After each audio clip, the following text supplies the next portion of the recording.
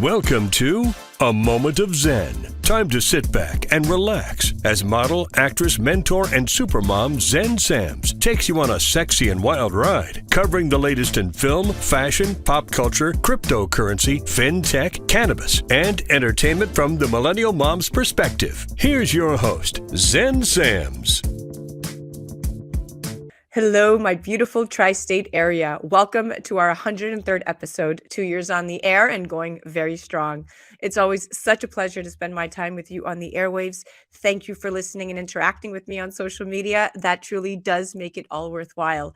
Please make sure to follow me at Zen Sams. That's Zen with an X, not a Z. And also remember that we're now live on Traverse TV Sundays at 1 p.m. Eastern, FinTech TV Wednesdays, 7 to 8 p.m. Eastern, and of course, all episodes of A Moment of Zen are now streaming 24/7 on Kathy Ireland's brand new Your Home TV network. And you can always find us on our YouTube channel at Zen Sams. Of course, we have such a great show lined up for you today. Very exciting stuff. In our Metropolitan Lifestyles segment brought to you by ogpay.com, we're featuring the amazing Dr. Kelly Powers, brain cancer survivor, mother, and media personality. We're chatting how she cheated death, health, career, and motherhood. In our entertainment and pop culture segment brought to you by ogpay.com, again, double header for them, we're joined by founder Gavin Keilly. We're taking a look inside of GBK Brand Bar's Oscar gift suite, from Viola Davis examining a sparkling piece of fine jewelry from Steven Silver to Vicki Berlin from Triangle of Sadness trying on a pair of sunglasses from Joe Pesci's company, Badazz Glazz. Today we're chatting Oscars, branding, and the power of celebrity endorsements. In our innovation and tech segment brought to you by Caldwell Soames, we're joined by our regular contributor, Paul Caldwell, chairman and CEO of Caldwell Soames. And today he's joined by Jennifer Cheng, co-founder at New Chic Capital and GenClub.com. Today, in celebration of Women's History Month, we're chatting about female inclusion in tech and in blockchain as we transition into Web 3.0. In our Music Madness segment, brought to you by Navi Travel, we're joined by teen sensation recording artist Stefan Benz, coming off of his fresh releases Fastened and Babysitter, and of course, let's not forget his amazing debut on this season of ABC's American Idol. Stefan has been hailed by Us Weekly as one of the hottest young rising stars to watch in music right now, as both a singer and songwriter. He recently became the youngest artist in the history of South Africa to have a #1 hit. He joins me today live in studio right here at WOR in Midtown Manhattan. This is the second show on his press tour in this building, coming from our sister station, New York Powers 105, The Breakfast Club. Stay tuned for our Metropolitan Lifestyles segment featuring Dr. Kelly Powers, brain cancer survivor, mother, and media personality. You're listening to A Moment of Zen right here on 710 WOR, the voice of New York, iHeart Radio. We'll be right back after this. A Moment of Zen is brought to you by Caldwell Soames Incorporated, investing globally in transformative businesses like Original Digital Corporation, or ODC. ODC develops advanced consumer and commercial fintech solutions such as OGPay, which will transform the way you manage your money. From sending and receiving money globally for free, paying for goods and services in person and online, pay bills, buy and sell digital currencies, all while earning interest. OGPay is easy to set up, FDIC insured, and your information is secured. Check out ogpay.com. Welcome back, beautiful tri-state area. You're listening to A Moment of Zen right here on 710 WOR, the voice of New York, iHeart Radio. I'm your host, Zen Sams. Up next in our Metropolitan Lifestyles segment brought to you by ogpay.com, today we're featuring Dr. Kelly Powers. She graduated from Georgetown University as a fellow in diabetic limb care. She has published various research papers on limb salvage and intraoperative studies. Dr. Powers is best known for her time on national TV as an on-air medical commentator. Kelly's personal passion, though, is fighting brain cancer, both for public awareness and the fight she battled as a patient. Kelly was diagnosed with an aggressive form of brain cancer. She has now had 2 successful brain surgeries, is now tumor and cancer-free with no evidence of disease for almost 3 years. We'll ask her why she calls herself the luckiest unlucky girl. Now, the American Cancer Society's estimates for brain and spinal cord tumors in the United States include both adults and children, and about 25,000 of so malignant tumors of the brain or spinal cord will be diagnosed this year alone. Today, Kelly joins me to chat cheating death, health, career, and motherhood. Welcome to the show, Stunner. Hi, thanks for having me on. This is wonderful. Thank you. I appreciate it. It's a pleasure to chat with you, and I'm glad you are cancer-free and with us here today. God bless you. Thank you very much. So, brain and other nervous system cancer, Kelly, as you know, is the 10th leading cause of death for men and women. And it's estimated that about 19,000 or 20 so thousand deaths from primary cancer brain tumors will occur in the United States this year. Mm-hmm. And statistics dating back from 2020 estimates that about 255,000 people worldwide died from primary cancer brain tumors. Talk to me about the clinical trial that you used, in where you used your own DNA to create a personalized vaccine against brain cancer cells. This is fascinating. Isn't it? I'm so grateful. And every day I do feel like the luckiest unlucky girl. Unlucky in the sense that I cannot believe this happened to me, but I'm lucky that I had all of these resources to get me through it. And so you asked about the study. So one of the studies is, in short, personalized vaccine. And so what that means is they took DNA from my tumor, sent it to Germany. I don't know what they did, but they concocted something took about a month and sent it back to me. And so the proper name for it is personalized mutation of derived tumor activation vaccines. It has to do with peptides of my DNA. So that's a mouthful. But again, basically, it's just a personalized vaccine that comes from my own DNA, which is fascinating and crazy, and not just with brain cancer, but with everything. I feel like, and I think I'm right here, that all of medicine is going in that direction, the direction of personalized medicine. I mean, that's going to help all of us in the end, not just brain cancer. Without a doubt, regenerative medicine, stem cell therapy, and all of the above that we're talking about all goes into the bigger picture for medical breakthroughs. Yeah. Now, when did you realize something was wrong, and how long did it take for a diagnosis? Mm-hmm. So again, luckiest unlucky girl, I had a seizure. And I know you're probably listening right now and saying, how the heck is having a seizure a good thing? Well, because I had a seizure so early on, it was about 3 to 4 months into the cancer, they project. And I was able to find it. So I had this massive seizure at my apartment in the West Village. I'll still remember this. My dad was showing up, thank God, and the plumber. So because of those reasons, they found me on the floor. I mean, this sounds like a contrived story, and it gets worse.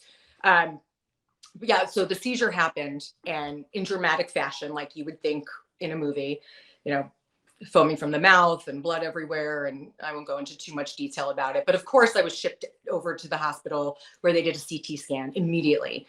And they did the CT scan and they found a tumor. And we were all just like dumbfounded.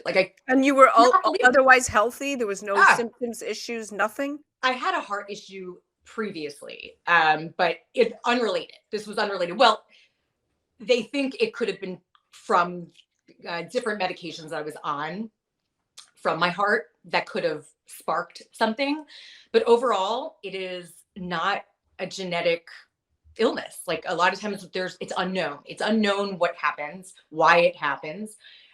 They do have some evidence that shows that women do significantly better, which I'm grateful, and also young. So I'm kind of young. I hope You're young. You're young.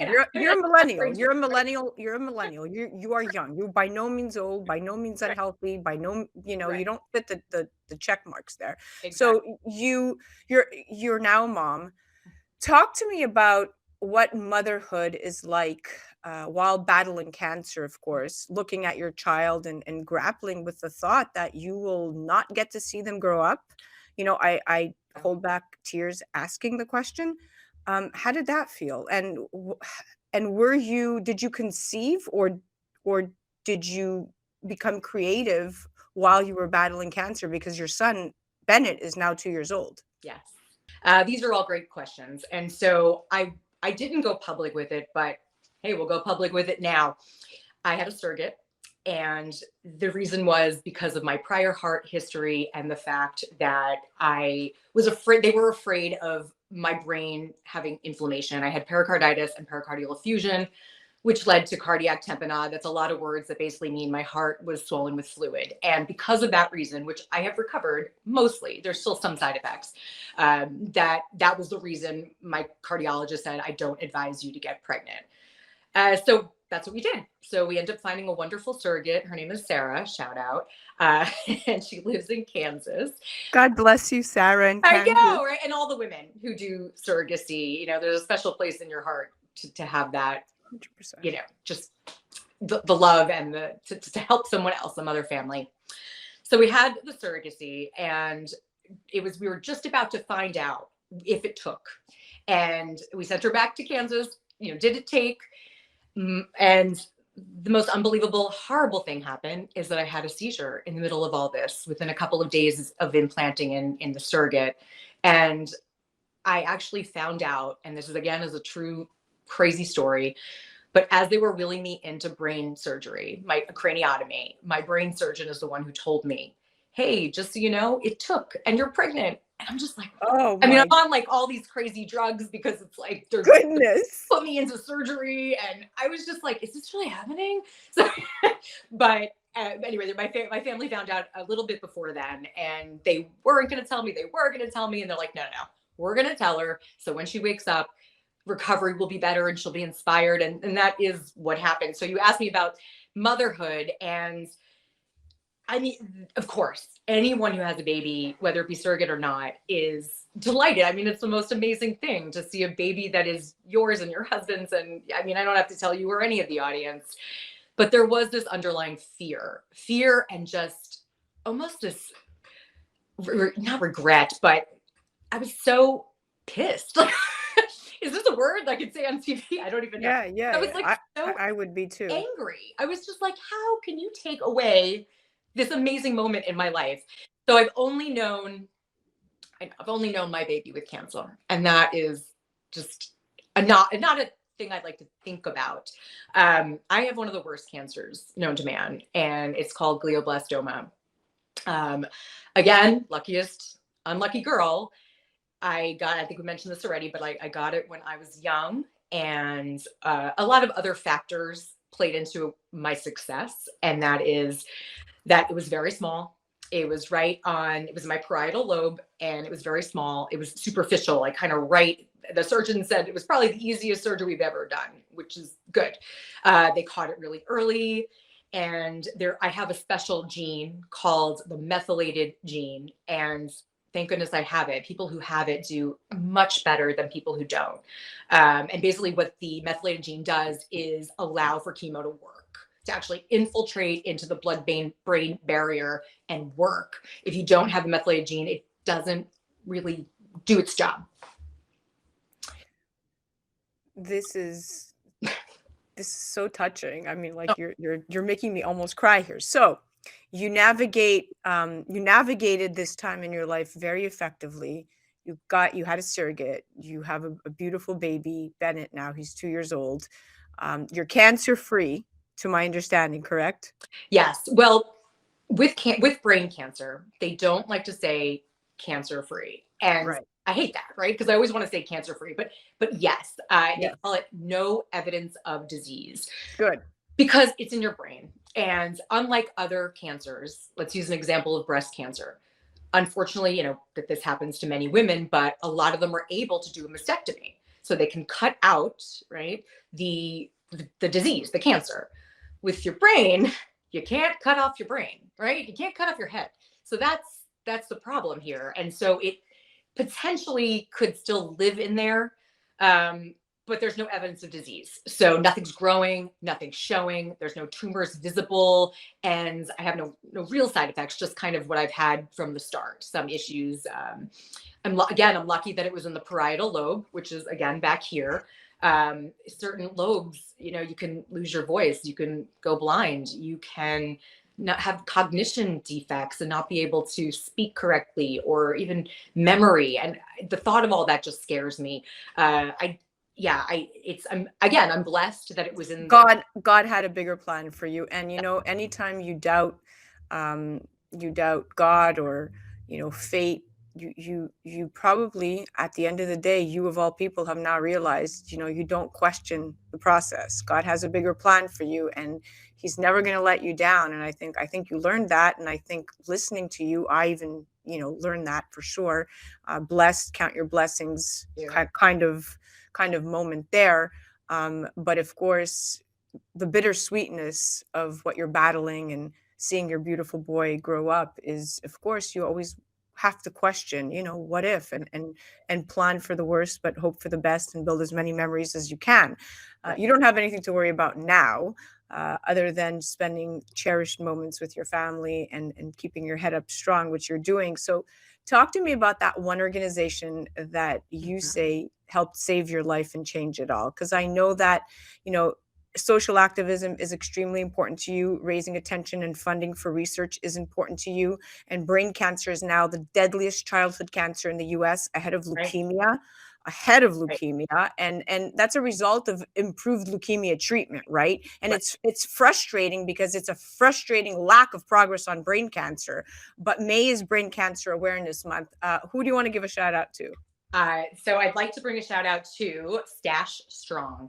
If anybody is interested in donating to brain cancer, Stash Strong is by far the best one, especially in my opinion. The money goes to where it's supposed to go, and it goes to research that saved my life, right? This personalized tumor. This is where the research went. Tons of money went into it, and we don't have a lot more.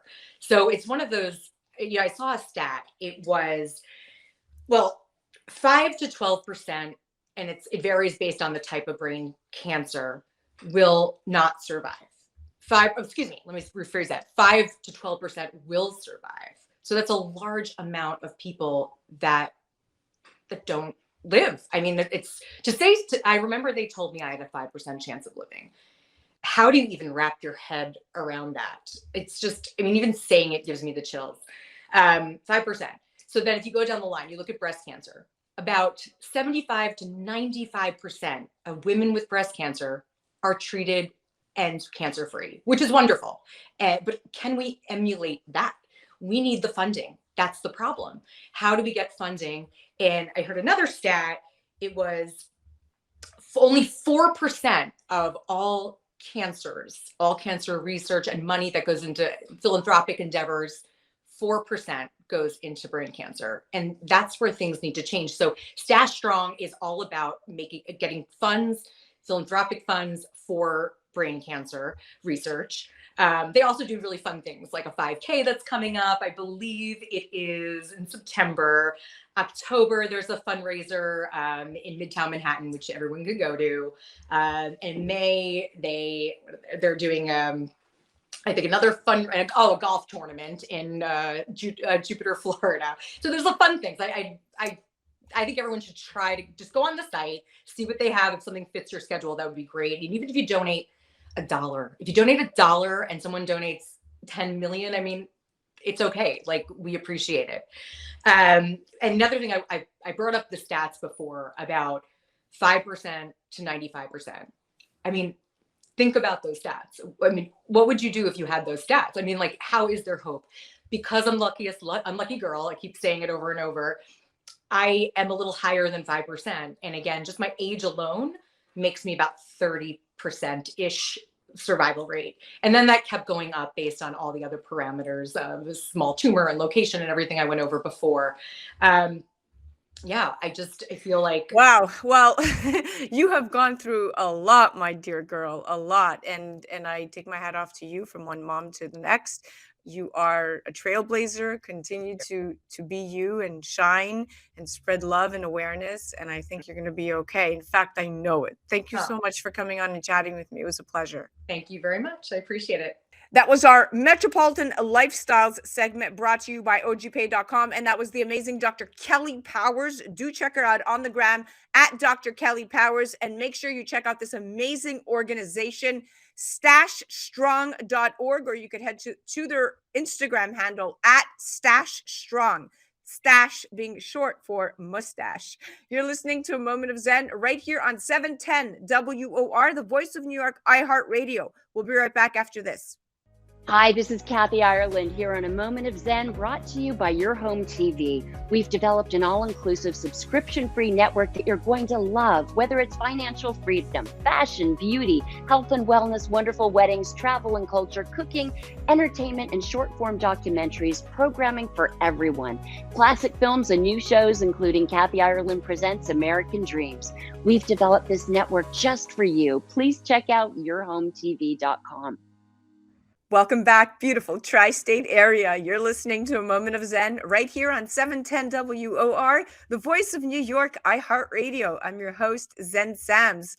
Up next in our entertainment and pop culture segment, brought to you by OGPay.com, we're taking a look inside of GBK Brand Bar's Oscar gift suite. That's right, we're chatting with founder Gavin Keilly.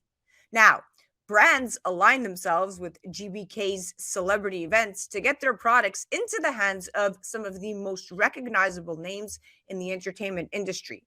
GBK takes part in high-profile events and pre-parties, from the Academy Awards, Emmys, Golden Globes, Grammys, to music and arts festivals, as well as celebrity golf tournaments and charity galas. Although they're not only for celebrities and major brands, they do offer a retail experience.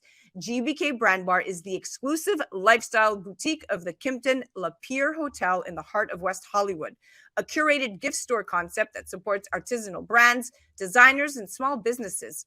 Now, from Viola Davis examining a sparkling piece of fine jewelry from the Steven Silver, to Vicki Berlin from Triangle of Sadness trying on a pair of sunglasses from Joe Pesci's company, Badazz Glazz, this was a snapshot, just a small snippet of the GBK Brand Bar pre-Oscars luxury lounge that took place on the red carpet Friday and Saturday prior to the Oscars. That's right, they had their own red carpet and their own setup. It was one of about 7 major gifting events that swirled around Oscar weekend. Largely unseen, of course, to the public, these happenings leverage the swarm of celebrities that take on Los Angeles, providing them with gifts and a quick elevator pitch in exchange for a bit of Hollywood spotlight. Now, the experience is both VVVIP and really fun for all involved. I went to their suite a few weeks ago to check out all the fun, and here are a few of the celebrities that I bumped into. Emmy nominee Adina Porter from Euphoria and 65. One of my favorites, star Nika King.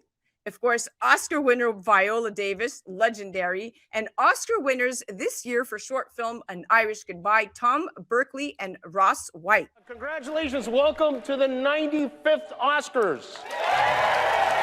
The Oscar goes to Michelle Yeoh. Ladies, don't let anybody tell you you are ever past your prime. They say stories like this only happen in the movies.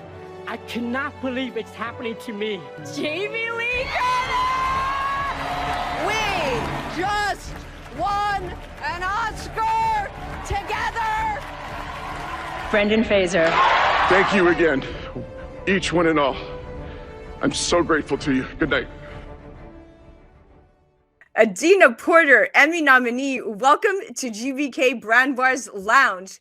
How has your experience been at the lounge so far? My experiences at the GBK Lounge has always been magnificent. Besides lots of incredible fun stuff, there are nonprofits educate me. I just had an amazing conversation with an educator that I will utilize her advice to work with my teens. Besides this nonprofit, what other brands have you come across that you're most excited about? What other brands here at the GBK Lounge that I'm most excited about? There's one here that uses technology to diagnose and figure out one's hair type. And you know, us Black women and our hair. So I very much look forward to giving my natural kinks all the love they deserve, with with technology as well as good old-fashioned remedies. Any upcoming projects that we should know about? I'm beyond blessed to have quite a few projects coming out. There is a Changeling that will be coming out on Apple TV Plus, and then a couple of projects that I've signed NDAs on that I can't tell you about, but look out for. Nika King, Euphoria and 65 star. How has your experience at the GBK Lounge been so far? My experience at the GBK Lounge is always amazing. They have amazing setups. The vendors are amazing. The energy is great. As you can tell, the tequila, you know what I'm saying, get you right. But no, GBK is, I love coming here every year. It's one of my favorite things to do during the Oscars. Besides this nonprofit, what other brands have you come across that you're most excited about? I'm always excited when I come to GBK Lounge about the nonprofits. Like, it's great to receive the free products and the different, you know, lotions and creams and hair products. But when I talk to the nonprofits, that kind of brings like joy to my heart. So today I was able to talk to a couple nonprofits about community give back, and I'm always excited about that. I'd love to hear, do you have any upcoming projects? I am currently in the movie 65, which is from A Quiet Place directors, starring Adam Driver, Ariana Greenblatt, and Chloe Coleman. It's out today in theaters, and don't forget the dinosaurs. Definitely, they are a big part of the movie, and I'm so excited, and I can't wait for people to watch. One of my absolute favorites, Oscar winner Viola Davis. Welcome to GBK Brand Bar. Time and time again, you always show up. How has the event been treating you so far? It's been awesome. First, it's just awesome coming back after the pandemic, and I think Gavin always picks the greatest vendors and creators and artisans, and the products always are so transformative. Trips, wonderful, food, like, yeah. What has your favorite booth been? You know what? I'm going to have to say the Kahuna massage chair. Because I'm in my Kahuna massage chair now probably... Okay, I'm going to show myself right now. Maybe sometimes 3 hours a day. With what I do, that right there is the equivalent of going on vacation every single day. That's what that is. It just is, it transforms my life, yeah. Tom Berkeley, Oscar winner for this year's short film An Irish Goodbye. Welcome to GBK Brand Bar. What's the best brand you've seen here today? I've tasted some fantastic tequila. Cristiano, I think, is the brand. Just the smoothest thing I've ever tasted in my life. So those guys are really impressive. What was a standout moment for you from the GBK event? Stand-up moment. It's lovely to meet the organisers of the event. I mean, this is a fantastic vehicle that's been set up, and there's clearly a lot of love and sort of passion that's been put into it. So lovely to meet the faces behind it and get to connect with those guys. Another favorite, Ross White. Welcome to GBK Brand Bar, Oscar winner this year again for short film An Irish Goodbye. How has the event been treating you so far? Yeah, man, the event was such an honor. Yeah, it's been great to meet so many great new brands and hear about their work and see their products. It's been fantastic.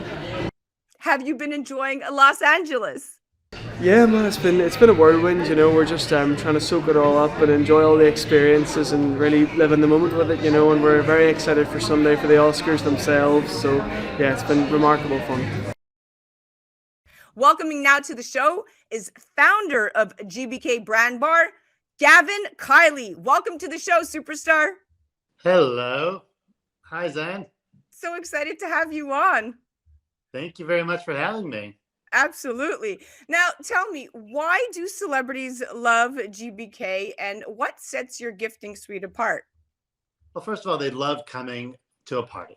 You know, so we always create a fun environment, you know, with a DJ, and we, you know, have high-end wine as well, you know, so we had AXR and Debate 99 point wine, and then Cristiano tequila, you know, so, you know, they're there, they see their friends, you know, before the Oscars, and, you know, they're of course there for some great gifts, but they're also there to, you know, interact with their friends and just have some fun. Wow, you put on a show. I mean, you have a proven track record for attracting a swarm of celebrity clients. I mean, from Neil Patrick Harris to Jennifer Aniston, Viola Davis is, of course, she's one of the favorites there. Helen Mirren, Anthony Anderson, Forrest Whitaker, Leonardo DiCaprio, her, Rihanna, and of course Ryan Seacrest. That's just to name a few. So you definitely have it going on there. Now, what are some of the most outrageous gifts you've seen brands gift the stars? And of course, what is your very first, or I want to say most impressive claim to fame moment? Well, how I started the company was actually producing a charity event, and we worked with the Osborne family, and Baum and Marcier gave me 5 watches to give to the top celebrities that were there. So Ozzy Osbourne and Justin Timberlake, and we also honored Elizabeth Taylor and had Tony Bennett perform. But most importantly, Ozzy put a watch in his mouth. And at that very moment, we got a photo of it, of course, and got it placed in Us Weekly and In Touch and People Magazine. And the little light bulb went off, said, I could help brands grow. So, that was kind of the aha moment. So other great products that we've had in the lounge is a Nokia 24-karat gold phone. We've had an African safari trip worth $25,000 from Lush Safaris. Then, everything from Turks and Caicos gives a private villa where the celebrities can go stay, on a private island. So, I mean, there's so many items, really too many to mention here today. Incredible stuff. And this is so proprietary. Now, you were one of the first companies to actually come up with the gift suite concept. And I remember reading LA Times has referred to GBK as the gift bag king. Now, today, GBK produces gift suites, of course, prior to all the big award show gifts totaling upwards of $100,000 per bag, and you generate over 100 million media impressions for your brands at every event you cater to, Gavin. You have mastered getting brands the ultimate amount of impressions and thinking outside the box. I'd say that you are one smart businessman. What inspired, obviously, GBK Brand Bar outside of just that Osborne experience? I mean, this didn't just ignite out of one night. This has to be some time in the making. Well, interestingly enough, I thought I was going to be just a philanthropist. My passion was, to make a difference in the world, help others, and not be a martyr in the process. But when I realized that I could help businesses grow, by being at these type of environments and meeting celebrities and getting photos with them and being able to showcase their products, I really found the win-win-win. Our last event generated over 2 billion media impressions. Wow. And, so brands, when they come to these events, it's not just about getting the photos with the celebrities, but it's having the opportunity to meet people like you, Zen, and other media outlets to really educate them about their products and services. What I love the most, Gavin, is that you started from a place of wanting to give back and passion, and then this just ignited into something on its own, but it all started with you wanting to be a philanthropist. That's an incredible and inspirational story in and of itself, because you always look at the big successes started in the most organic way possible. So that's truly a really, really nice, perfect little ending to, well, you're nowhere near the end, but it's a nice it's a nice pitch, or it's a great ending to a nice, motivational how GBK Brand Bar started its story. Now, do you feel that a celebrity can make all the difference for a brand?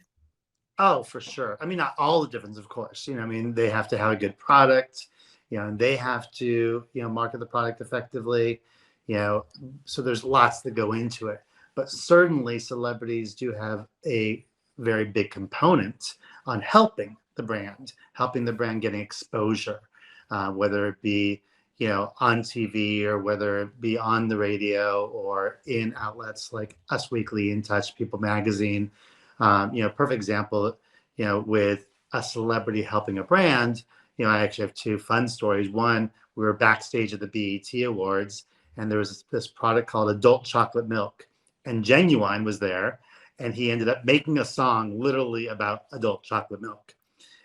And another example was Smartwater. Smartwater, met Jennifer Aniston, at one of these events, and then made her a spokesperson because she really did like the water, and they wanted it to be an organic spokesperson.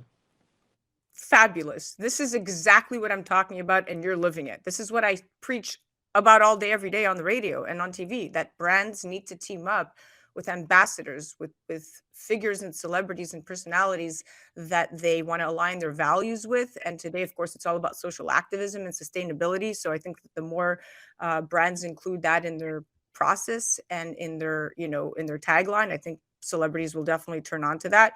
But you're like the great connector here, because celebrities fall in love with brands, brands fall in love with celebrities, the public falls in love with the brand that the celebrity is now endorsing. It's amazing. Now, what is the lowest value gift you have versus the highest? Not that what you have in your gift bags per se by any means is cheap, but in terms of what's the range is what I'm looking for. Well, we have had low-end items. I mean, perfect example is that Smart Water example. But when Smart Water came to us, we actually said to them, if you're going to have a bottle of water in a gift bag, you need to give a year's supply. And the reason why that actually was very effective was because they gave a month out at one time, but then they had Jennifer Aniston call back and say, I really love this product. Can I have more? So now they're building that relationship with a celebrity. So the low-end products work just as well as a high-end product. But then, of course, with the high-end products, we've had massage chairs worth $10,000. We've had, as I alluded to, a $25,000 trip, to Lush from an African safari trip. And so, I mean, it really is a wide range of products.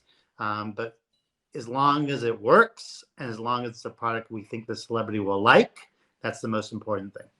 You are a machine. I love this. This is incredible, because you now have that in to a very exclusive industry, and not everybody has that. And you are one person to also stop and listen. Everybody's somebody to you. And I love that about you. From the first time we met, I said, wow, your philanthropy speaks for itself, even in the way that you just conduct business outside of earning your living. But I love that you stay true to who you are, and that's extremely important.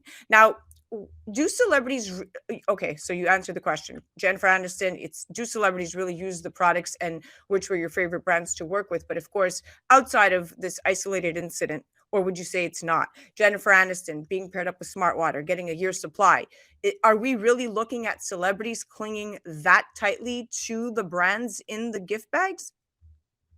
Yes. I mean, obviously not every single product that's in there do they cling tightly to. But that being said, many of them do wear the product, and we actually see it at a later date. We see them on the red carpet. So clothing as well, right? From clothing that they received, or jewelry, as you alluded to, Steven Silver. Steven Silver was just at, our last event, and now Viola Davis wants to wear their jewelry at the Met Gala. So, they definitely do cling on to the right products, or, they're just using them on a regular basis, which sometimes we don't even know about. But we love giving products because very often the brand will give their business card to that celebrity, and very, very often the celebrity will call back and say, can I have more? And they're not saying, can I have more because they don't want it. It's because they like it.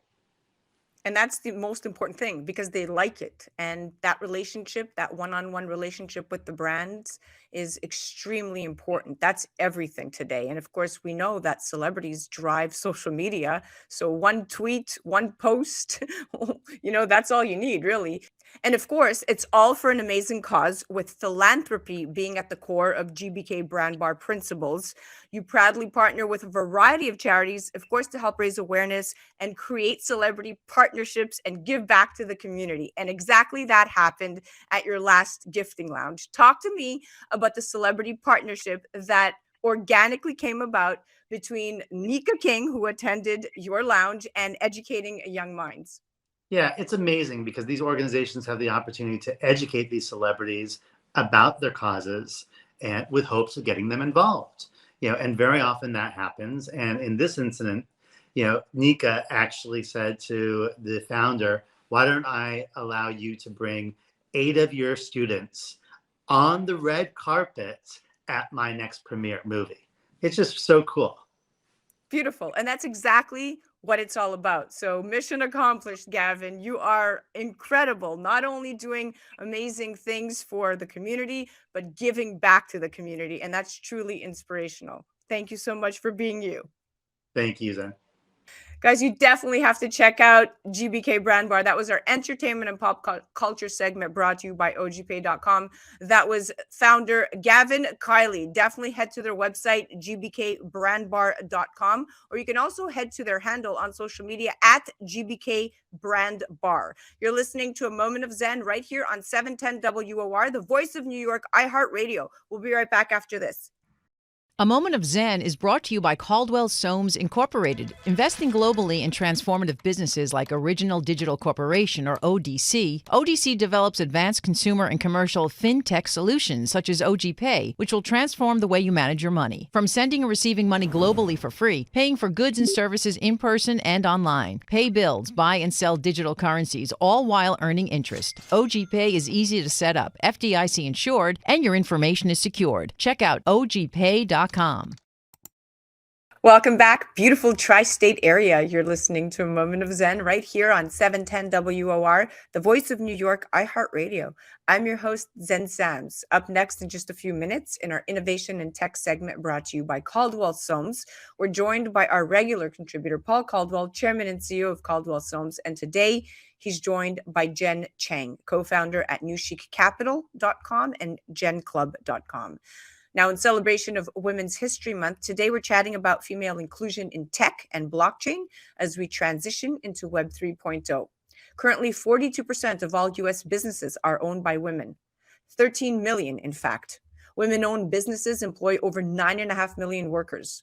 Women are 3 percentage points more likely to start a business than men. Female entrepreneurship is also on the rise in developing countries. Between 8 million and 10 million small and medium-sized business enterprises across the developing world have at least one female owner. Now, outside of the agricultural sector, about a third of women around the world are self-employed in informal work. This tends to be home-based, small scale, and focused on sectors like retail and service. Now, globally, only 1 in 3 businesses are owned by women, according to the World Bank. So what is the solution? Well, inclusion is extremely necessary and part of the solution. And of course, our voice really does matter. We are the very pillars and backbone of our families and in many respects of society. Now, can men truly help us change this narrative? That is the golden question. Here today to chat women inclusion in the digital era are my amazing friends at hand, Paul Caldwell and Jennifer Cheng. Welcome to the show, my friends. Glad to be here. Thanks for having us. And thank you to Caldwell for sponsoring this segment for International Women's Day. Of course, Paul is a big fan. Now, Jen, I'm going to start with you. Paul, thank you so much for coming back on. Happy to be here, Zen. Thank you.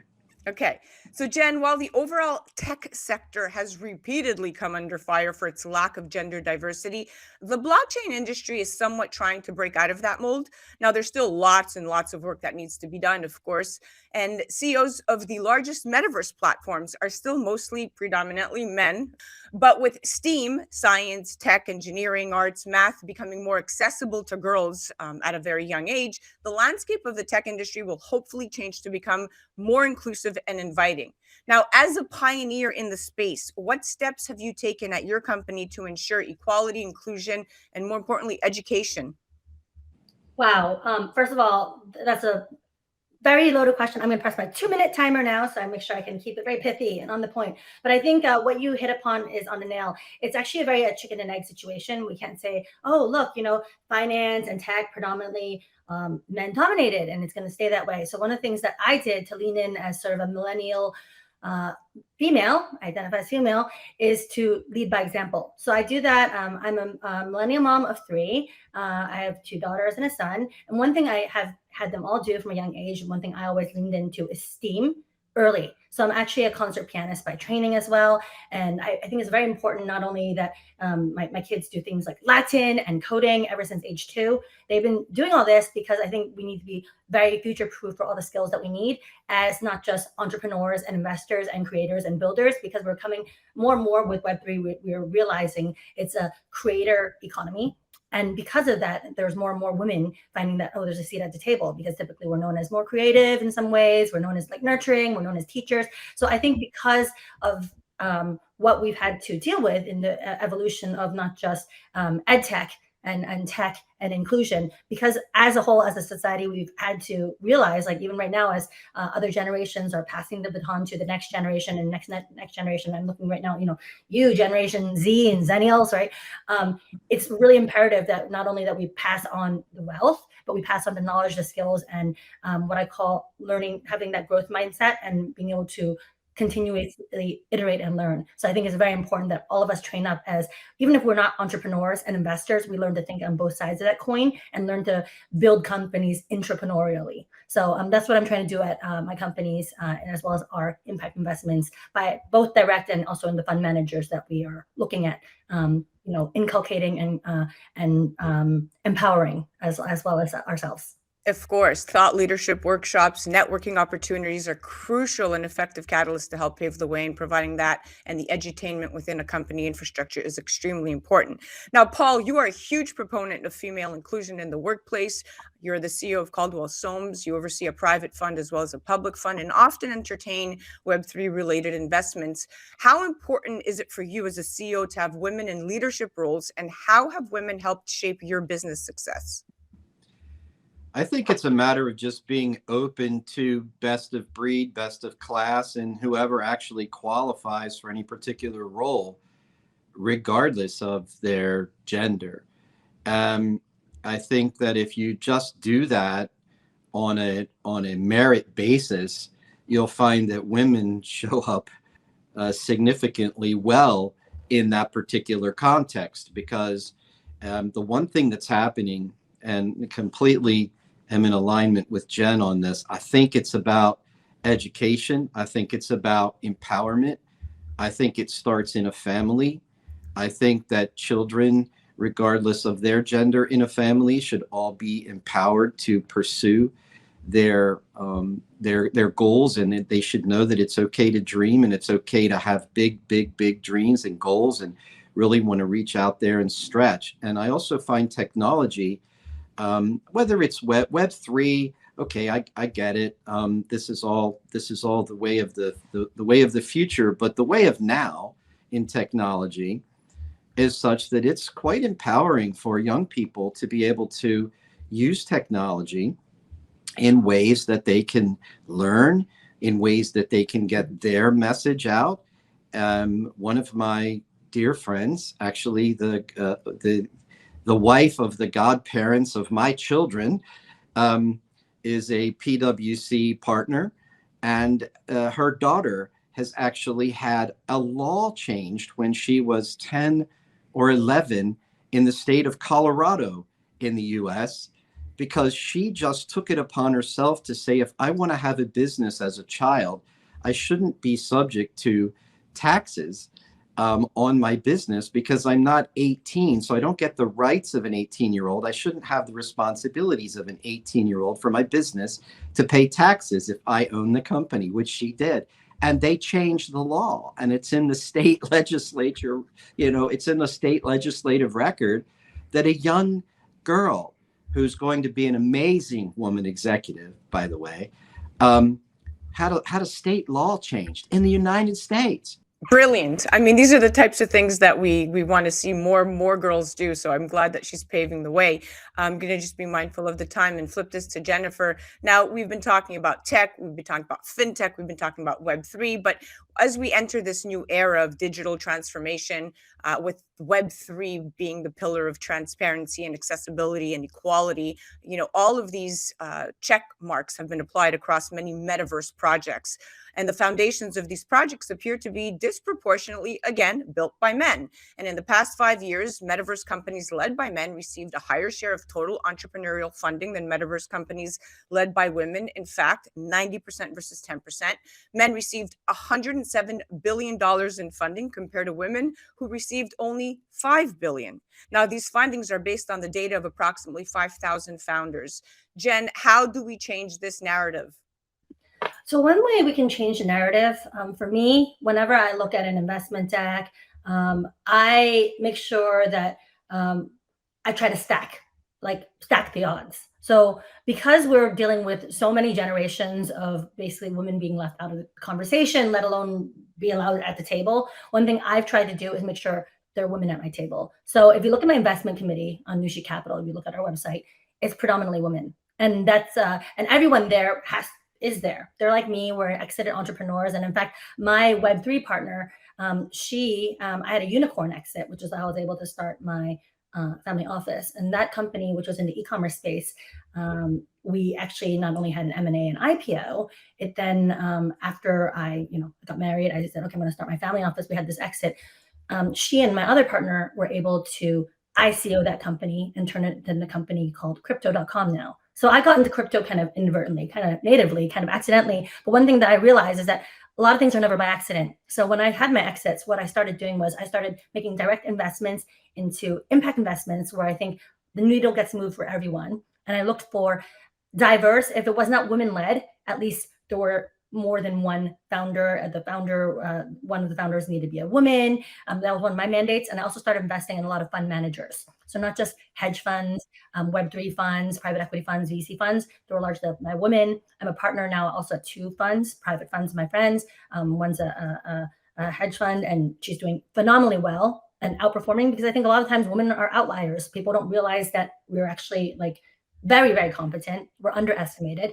And I think as long as we're looking at these metaverses, at these projects, because I say metaverse is actually an extension of communities. And if the community is kind of skewed, or people are saying oh, this is my NFT. It's no offense to the apes and other things, but they're like, wow, this is amazing. I'm gonna have a sneaker that I'm gonna be using and I'm like, well, I'm not interested. My NFT, for example, I designed jewelry to go with it. When they're talking about digital product, digital, I'm like, oh, you're talking about having a brand. Building brands, having Web 2 existed before Web 3. So I think as long as we keep our eye on the prize, which is inclusion, diversity, and making sure we're well represented, and that we're building quality projects, that Web 3 is not just going to be jargon, it's going to be actual new future infrastructure that we are doing to collectively bring ourselves into this future. Yeah, exactly. Creating a more inclusive culture that supports and encourages women to pursue these careers in Web3 industry is extremely essential, and promoting gender diversity and inclusivity in the space is extremely needed to create this flourishing industry that we're all talking about. Now, Paul, financial technology, or more commonly called fintech, is a very forward-looking and disruptive force in the financial services industry per se. However, like many business sectors, it's struggling to disrupt one traditional norm, and that's gender diversity.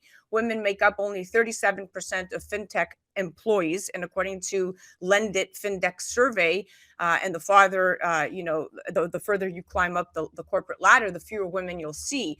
How are you changing this narrative again within your company, and how do we shift gears and get men to acknowledge women as true team leaders within the workplace, regardless if they're competent or not? Because to Jen's point, they're just not being treated as such. I think you have to realize that there's a correlation between performance and value. And performance, if you put performance on one side of a chart of a graph, and then on the bottom it's all about value. Of course, nobody would want to be in the bottom left box, right? You wouldn't want to have a low performing, low value person. So everybody looks at, well, just the high performance. So it's like, okay, so how about the person that's at the top of the performance and all the way to the right, top performer and top value creator, right? I think really where the value proposition actually is, it's not in just the top performer with the low value, because you can find, if you ever follow Simon Sinek, he has a really wonderful way of articulating this. He talks about, you just ask in the corporation, where's the jerk, and they just everybody points to the same jerk. And that might be the top performer from a numbers perspective, but nobody wants to work with that person. So from a strategic perspective, it's not close. So when you really get down into the value proposition, overall value proposition, you're going to find a lot of women. Safra Katz, who's the CEO of Oracle, I think she has really good things to say. I think there are some ladies that, Trisha Griffin at Progressive, let me think. Best Buy, Corey Barry at Best Buy. The things that these ladies that run these big companies that are creating added market value, and these companies that are really growing nicely. Jane Fraser, Citigroup. What's the lady's name over at the UPS? Tomei. I think it's Carolyn or Carol Tomei over at UPS, and even industrial companies that are really technology companies now with wheels called car companies. They used to be mechanical sort of men companies, right? But look at Mary Barra and what she's doing at GM by bringing tech in and bringing blockchain into the, and being open to these things. So if women would just look at role models and find role models in these companies where women are making substantive changes to the overall value of the company in the strategic sense, it's not difficult to realize that there not only is a place for women, there is an absolute path that can get created for women easily equal to men if you just look at things based on the merits and you're not just looking for somebody to go golfing or drinking with on the weekend. And I think that really simply characterizes it. Just have to take out the division and take out the whole gender thing and who's the best person for the role. And companies and boards that understand that and that are bringing these ladies into the CEO suite in these companies are so thankful that they did. And it's not because it doesn't create a favoritism thing. That lady at the top, at UPS, who's the CEO of UPS, for goodness sakes, she doesn't look down in the organization and say, let me find the men to pluck away and put women in. That's not the point. The point is that what it does bring to the conversation and to the company is a degree of value that the company was heretofore not experiencing at the same level. The market responds to that. If you're a publicly traded company, you want to have these kinds of progenitors for new growth in your business that creates a sort of visibility by the markets, by the investors and the markets, so that you continue to grow your shareholder value. And I think you said it. You should just write the book on reframing the CEO mindset to everything you just said right there. That's your treatment. That was incredible, because not everybody thinks like that, Paul. But thank you for saying that, because I'm glad it came out of, spoken by a man, not a woman, because if we would have said it, it would have been perceived very differently. But hopefully these words resonate true to all those men out there in leadership roles, second guessing somebody's ability because of their gender. Well, we are out of time. Don't move a muscle. Jennifer, thank you so much for coming on. Paul, so insightful chatting with you all the time. My pleasure. Thanks for having me. Absolutely. Guys, you definitely have to check out the amazing Jenn Cheng. That was our innovation and tech segment, brought to you by Caldwell Soames. That was our regular contributor, Paul Caldwell, chairman and CEO. You can check out Jennifer's website. She's co-founder at New Chic Capital. Head to newchiccapital.com and check out her DAO at genclub.com. You're listening to A Moment of Zen right here on 710 WOR, the voice of New York, iHeart Radio. We'll be right back after this.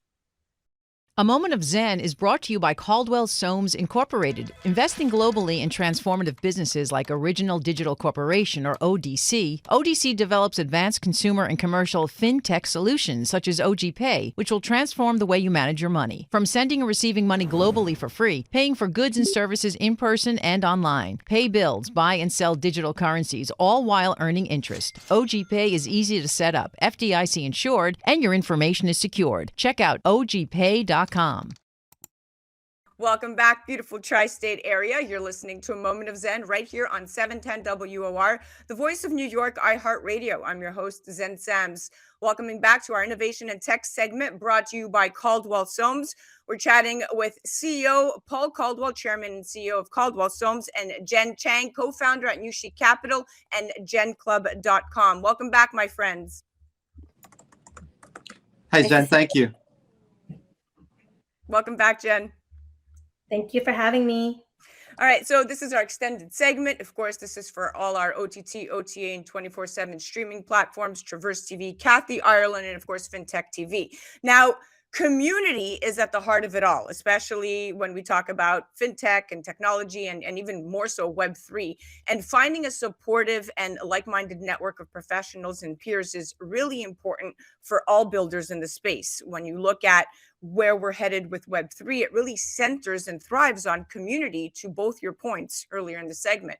Now, you can have a great product and tons of investment, but if you don't center your community, you won't go as far. Now, interestingly, according to the BCG study, the proportion of women who speak at Web3 and fintech conferences is 3 times higher than men, a statistic that suggests women are growing in visibility, especially in tech, which may be an important first step in achieving true equity across leadership and founder roles.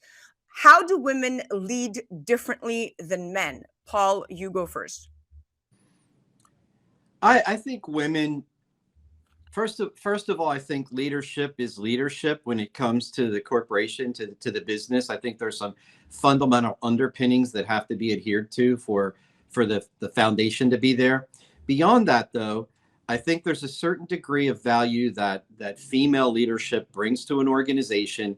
It's not a softening type of thing, but it is a balancing act, because it's simply it's a different perspective. It's a perspective that women can understand more so without giving away or without giving up some of the tough decisions. Some of the decisions in a corporation are tough every day. There are always things that have to be made. And that's usually been, in alignment with men, the tough man, not the soft woman, right? It doesn't have to be that way. If you take tough and you combine it with soft, you get value.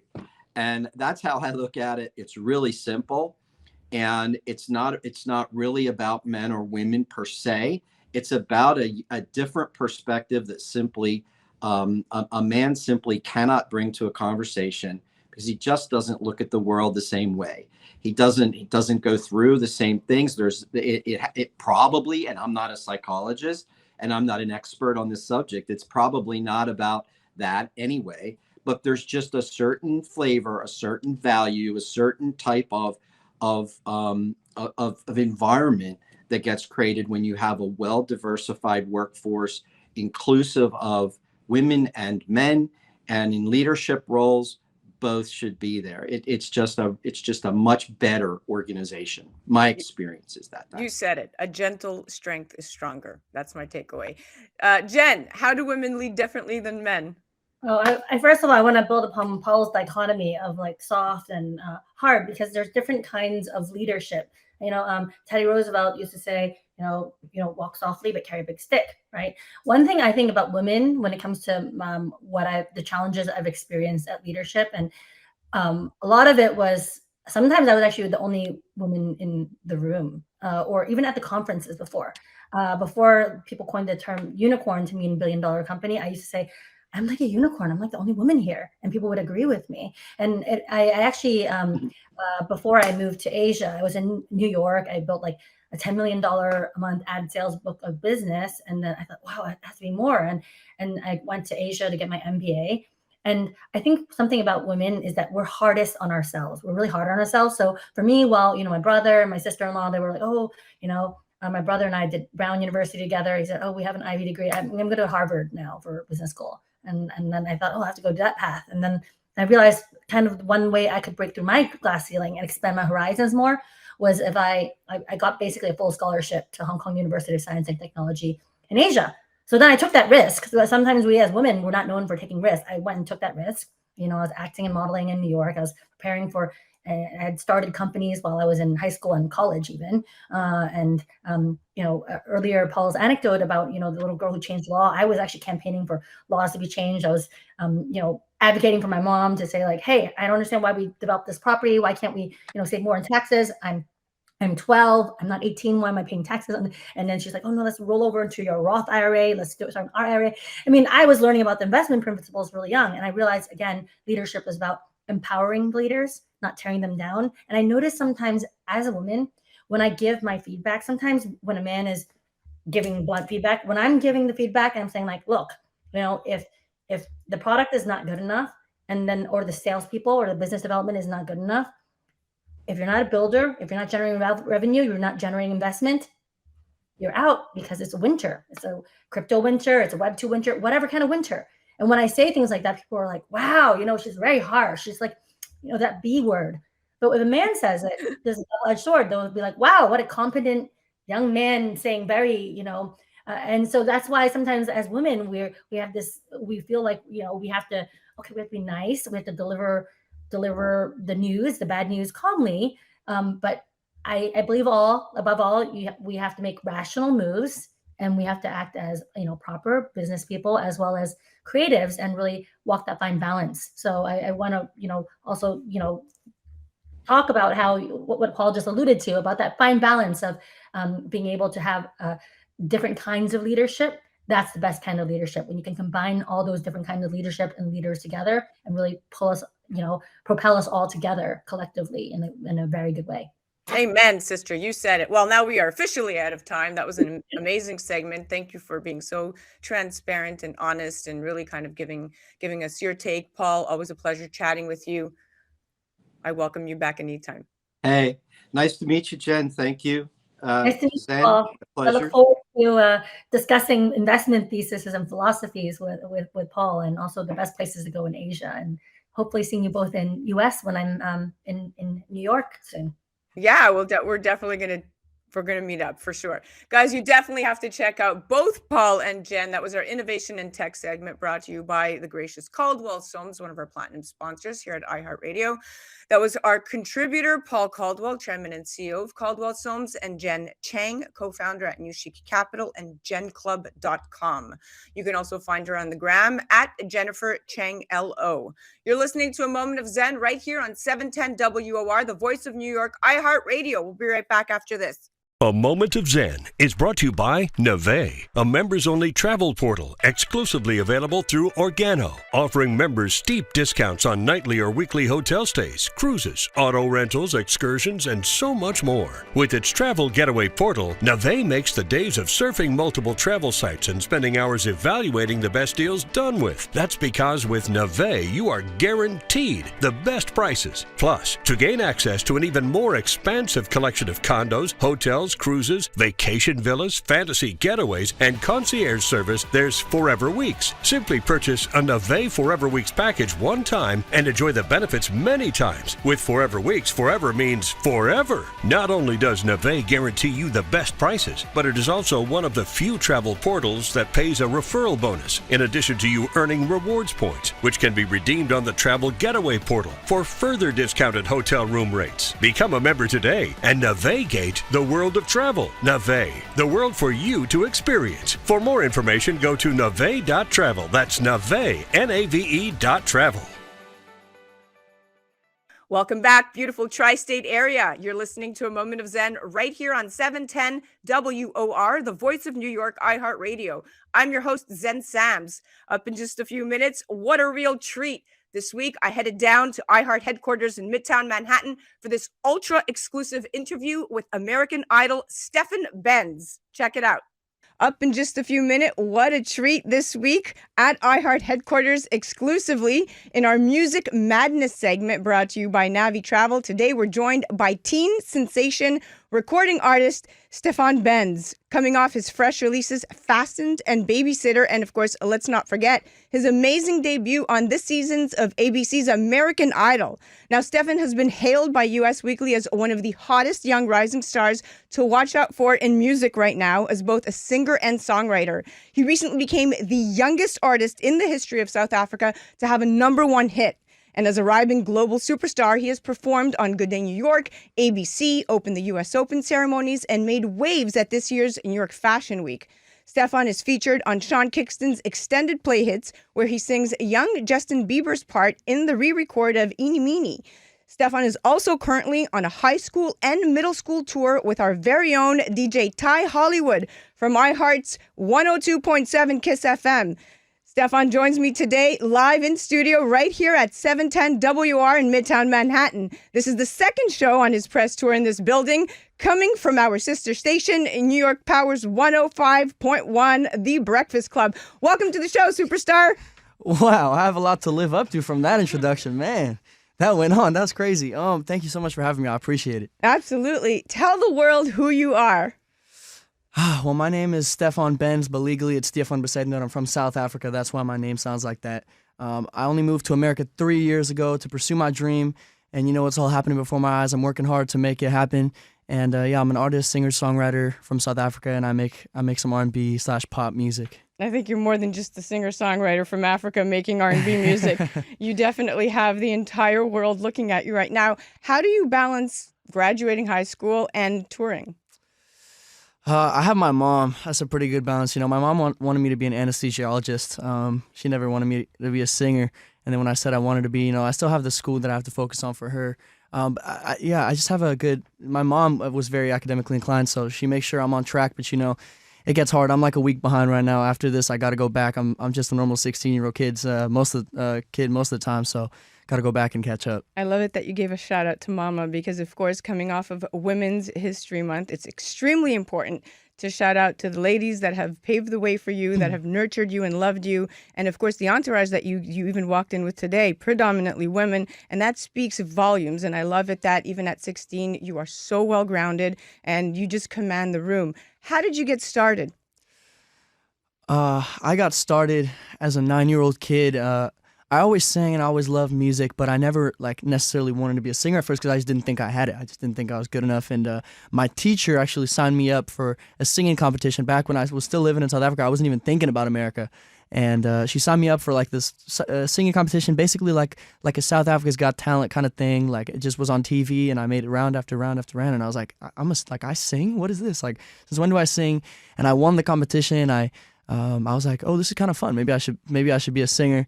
I got signed over there, and my parents believed in me enough to come over here and try to achieve the same thing over here, and that's where I am now. I'm 16, so 7 years later.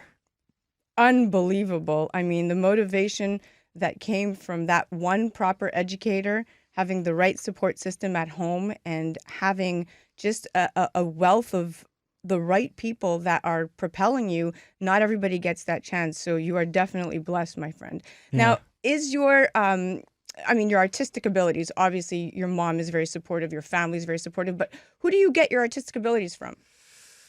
Oh man, I get it from God. I don't got nobody in my family. Like my mom, my dad, they were athletes. They ran track and played sports. Even my sister right now, my sister's killing the freaking soccer. I'm not doing soccer right now. I'm over here singing. So nobody in my family. I think at some point my dad told me my uncle played the guitar or something, but it's nothing like that. So it just came out of nowhere for me. Well, it definitely did not come out of nowhere. God has a plan. You are extremely gifted. Your voice is remarkable. But, it really, I think, does have to do with the discipline.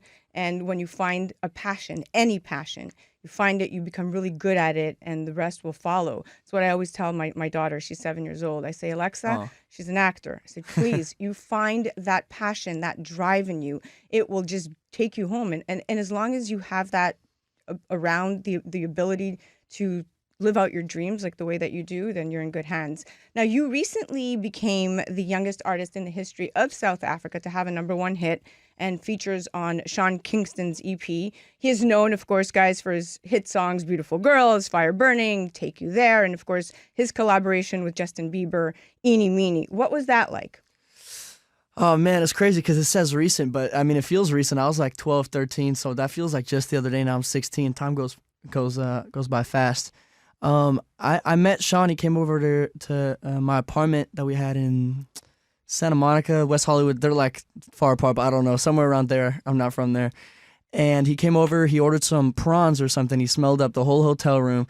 But, it was all worth it when we got to record that song. He's the coolest dude ever. He took us for a ride to the McDonald's closest to us in his Lambo, in his Lamborghini Urus. Me and my little sister, he loves my little sister. So. Who are you? That's a good question. No, how does this happen? And you were what, 12? I was 12, 13 years old. The connection came from my manager or co-manager Charlie Walk. He knows Sean. Course. And that's, of course, you got Charlie. Exactly. I get That's all where, you have to say. That's where it came from. But yeah, no, he came over. He had probably 2 boys, his cousins or something. They were all super cool. Took us in the first spin down the freaking, I think it was Santa Monica Boulevard or something, drifting over to the McDonald's. and it was super cool. And your parents were athletes. Oh yeah, exactly. Not even in the industry. So you're no nepo baby, no nepotism here. This is all hard work. Yeah, and they were in the back seat, obviously having the time of their life in the Lambo. Well, of course they were. Mom's like, that's my boy. Now, talk to me about American Idol season 21, currently airing on Sundays on ABC. I heard you are going to Hollywood, my friend. I went back home. I went back to Hollywood. Yeah, I made it past the first round. I was lucky enough to get the golden ticket. I taught Katie some Afrikaans, which is my first language. So I got to do that, which I didn't even think was a big moment until I saw it air, and all the South Africans were like, "Wow, look, he's representing us. He got her to say some stuff in Afrikaans," and that was cool. Now it's time for Hollywood Week. It's 150 of everybody that auditioned and made it through all over the country. Nashville. I auditioned in New Orleans, which was cool. I'd never been there before. That was really cool. So I'm just ready to kill Hollywood Week and hopefully make it through to the next round. I mean, you did great. I saw Katy Perry's eyes were welling up. Lionel Richie loved you. Luke Bryan's reaction was great. You typically don't get that reaction across the board, but Katy gave you a lot of accolades there. Now, who is your inspiration? I mean, who is your inspiration currently, and who do you dream of working with?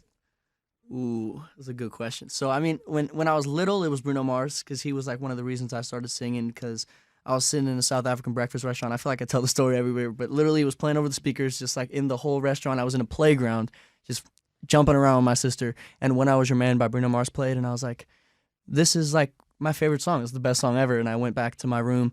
I sat there and I forced myself to learn it. I sat there for 5.5 hours and learned that song, play line after line after line after line. I was like 8 years old learning that song. And I was like, Mom, listen to me sing the song. Let me hear you sing it. I don't know about that, but no, basically, so when I was 8, Bruno Mars, but now, we were just talking about it, how I'm like obsessed with Afro right now. I'm listening to Rema. I'm pretty sure he's Nigerian, right? Nigerian artist? He is, and we just did Naomi Achu. She is the Queen of Bamenda. That's fine. We had her on, I Am Naomi Achu. Big shout out to you, girl. That's dope. And she did she did a single called Fight For You with Sean Cuddy.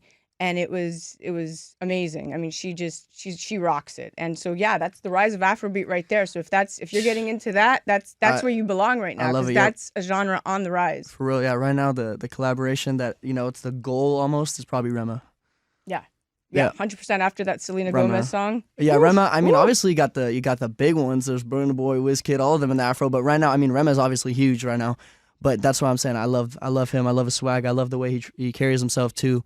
And that'd be fire. Yeah, we definitely got to hand it to the Nigerians there. They're trailblazing in that space. They are. Now, what advice do you have to your very, very young fans? You see the world, you see what's going on out there, you see kids believing and wanting to be everything and everyone but themselves. Yeah. They want to live, the way that they see artists portrayed on social media. What do you want to say to them? I mean, it always seems like everything happened overnight, right? You see Rema's probably been working. You see Ice Spice blowing up right now. She probably been working, right? And that's just kind of like, the thing is, people probably, if I have a hit coming up, right? People are going to think, oh, where'd this dude just come out of nowhere?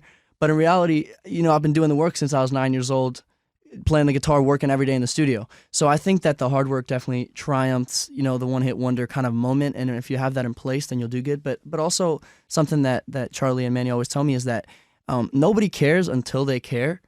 And that's a good one because, right now, like, not everybody's is caring until something happens and everybody cares. So you're really just waiting for that one moment, and you got to build leverage. And persistence is key, because any kind of persistence, I believe, will be rewarded. I think anybody that does something every single day and works hard at it, on whatever level it might be, they will be rewarded for that persistence, I think. Without a doubt. I mean, listen, you don't get to the top without hard work. Time, equity, and effort consistently, day in, day out. That's the key to everything. And discipline, of course. Yeah. Now, are you going to sing for us today? Any one of your hits? Fasten, Babysitter? I was thinking of doing this one. I've actually been listening to a lot of SZA off her new album called Love Language. Okay. Maybe just the chorus of that or something. Sure. You can tease us. I love this one. So it goes like this. Talk to me in your love language. Show me, yeah, how to connect to you. Help me understand how you speak your love language. Woo! I love that song. That's what's up. That was awesome. Thank you. You have it in you. So I don't know if God just blessed you with these talents, or mom sure. and dad didn't know they had it and passed it on to you or something. But you hit the jackpot with that voice. Thank you. So what do you want to tell the world? I want to tell the world my name's Stefan Benz. I'm a 16-year-old kid from South Africa. I live in America now, and I'm trying to make my dream come true. It'd mean the world to me if you listen to Fastened and Babysitter. My songs that just came out, I'm probably dropping one like next week. I'm trying to drop a song every month this year. I'm also going on tour across America. So if you want to come see me, I'll probably be close to you. And that's me, Stefan Benz. Woo! Check out Stefan Benz's newest singles, Fastened and Babysitter. That was our Music Madness segment brought to you by Navi Travel. That was the amazing and super talented Stefan Benz, ABC's American Idol Season 21 recording artist. Check him out on the gram at Stephen Benz Official or on YouTube at Stephen Benz. You're listening to A Moment of Zen right here on 710 WOR, the voice of New York, iHeart Radio. We'll be right back after this. Keep your seatbelt fastened, 'cause I'll bring your body close. Wanna know what's up under them clothes. Baby, ain't nobody gotta know. If you play your cards right, maybe I can take you home. I'll get you in the zone. Baby, ain't nobody gotta know. But all the freaky things we get into. If you play your cards right, yeah, bring your bodies close. I'm so flexible, baby, and that's the truth. A Moment of Zen is brought to you by Animoca Brands. As a worldwide industry leader in digital entertainment, blockchain, and digital property rights, Animoca Brands plays a key role in the future growth of the open metaverse. During unstable times like these in burgeoning industries similar to blockchain, it's important to realize that blockchain can and will survive and eventually flourish, and industry-leading companies like Animoca Brands will guide the transformation into the future. Animoca Brands will keep building a better and fairer Web3 ecosystem, create impact for better, and bring true digital property rights to all internet users through NFTs and the open metaverse. For more information and to become part of the excitement, go to animocabrands.com. That's animocabrands.com. That's a wrap, my dear friends. Remember to join me right here on 710 WOR, the voice of New York, every Saturday night from 9 to 10 p.m. Or you could head to 710WOR.iHeart.com/A Moment of Zen. And also remember that we're now live on Traverse TV Sundays at 1 p.m. Eastern. We're on YouTube Sundays at 2 p.m. Eastern. And of course, all episodes of A Moment of Zen are now available on Kathy Ireland's Your Home TV streaming platform. That's free programming to you guys. You could head to our channel at mox.yourhometv.com. Thank you for listening to A Moment of Zen. It's been an absolute pleasure being your host. Thanks again to all of our sponsors that continue to make this show possible. And remember that happiness is the only thing that multiplies when you share it.